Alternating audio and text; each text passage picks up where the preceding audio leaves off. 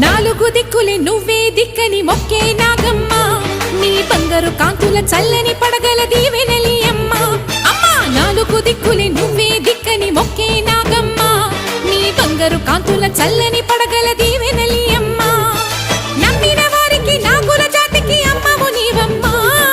పసుపు కుంకుమ పడతుల కొసగే దేవత నీవమ్మ మా ఐదవతనమునకు అభయమునిచ్చి అండగా ఉండమ్మా చల్లని చూపుల నాగమ్మ మా పిల్ల